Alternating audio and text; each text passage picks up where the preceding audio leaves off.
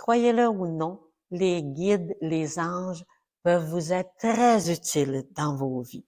Alors, je suis Marie-Francine Bienvenue et je vais vous parler de mes expériences avec les anges et les guides. J'ai découvert l'ange gardien, j'étais en première année et la religieuse m'a offert une jolie petite image où il y avait un ange qui protégeait un enfant qui traversait un pont. Ça, je l'ai ressenti comme étant vrai, vécu. Je le savais qu'il y avait quelqu'un qui me protégeait dans l'invisible. Et l'ange gardien m'a accompagné tout le temps.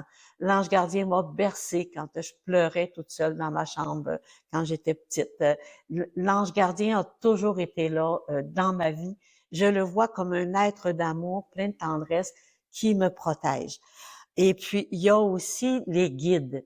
Les guides, ça, je les ai découverts beaucoup plus tard. Les guides, c'est une équipe qui nous accompagne et autant les anges que les guides, ça marche à la demande.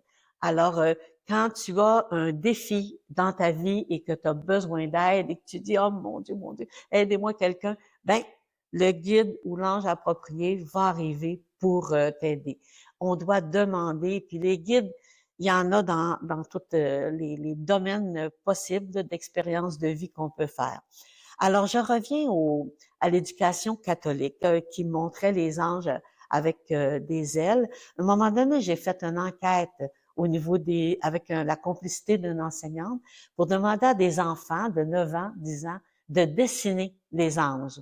Et il y a un petit garçon qui a dessiné qui s'est auto-dessiné et qui a dessiné un petit nuage à côté de lui. Puis il dit, l'ange, là, c'est quand tu es devant ta feuille d'examen puis tu te dis, oh, je suis poche, je me rappelle plus de rien. Il te dit, t'es capable, t'es capable. Alors, j'ai trouvé qu'il avait très bien compris le rôle de l'ange.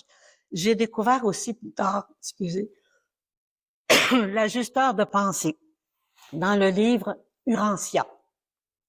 Alors, vers la page 1000 du livre Urantia, on nous parle de l'ajusteur de pensée.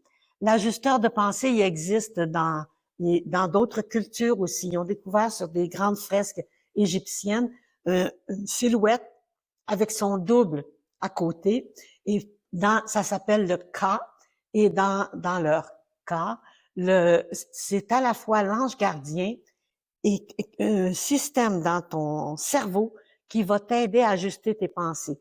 Quand ça va trop vite, quand tu penses, quand tu réussis pas à trouver la bonne idée, tu dis, ajusteur de pensée, s'il vous plaît.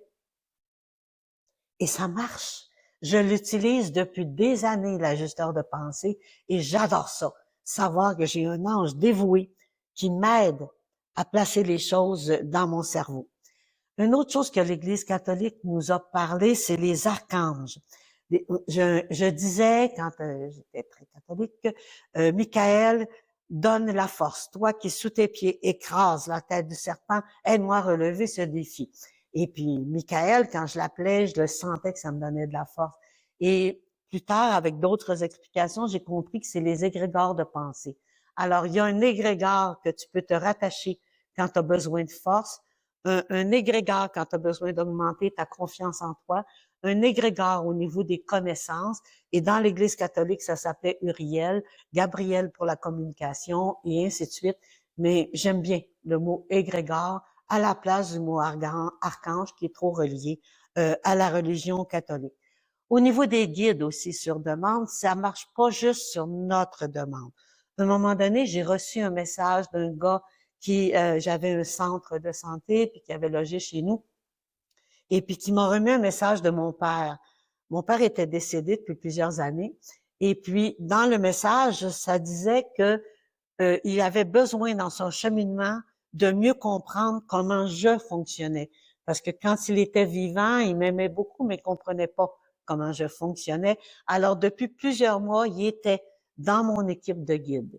Alors papa est venu pour apprendre comment je fonctionnais. Alors, pour les guides, c'est ça. Pour moi, je les vois comme une équipe qui fonctionne avec les anges pour nous aider. Alors, comment communiquer avec eux? Alors, papier, crayon. Tu te donnes, puis tu vas voir là si ça marche. Et si ça marche après, là, que tu aies un beau cahier exprès pour les messages de tes guides et de tes anges pour être capable de les relire après. Alors, je reviens à la communication. Tu écris, je demande un message à mes guides de lumière. Tu te centres. Et dès que tu te sens prêt, tu écris tout ce qui vient. Le message, ça peut être, je demande un message au guide de lumière, ça peut être plus précis aussi, là. Mes guides, mes anges, qu'est-ce que je fais dans la situation actuelle à mon travail? Ça peut être aussi précis que ça. Et tu te prends un temps, puis t'écris spontanément tout ce qui vient. Trie pas. Ton mental va te dire, c'est toi qui écris, tu te fais des accroires.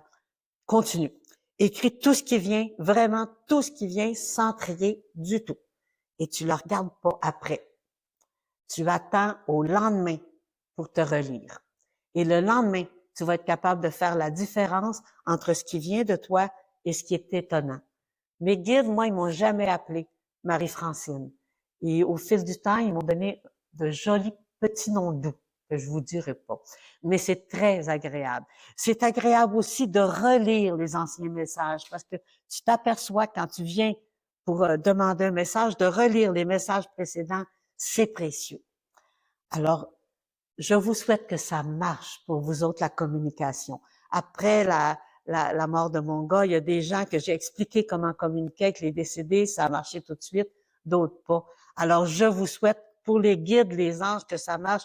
Je m'en sers peut-être depuis 30 ans et ça me soutient énormément. Merci de votre écoute.